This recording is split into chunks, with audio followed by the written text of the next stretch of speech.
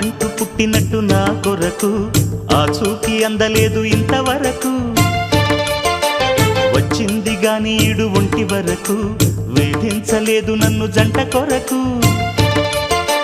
చూశాక ఒక్కసారి ఇంత వెలుగు నా వంక రాను అంది కంటి కునుకు. ఈ అల్లరి గారడి నీ లీల అనుకోనా, నీ పేరు ప్రేమ అవునా, ఇవాళే నిన్ను పోల్చుకున్నా.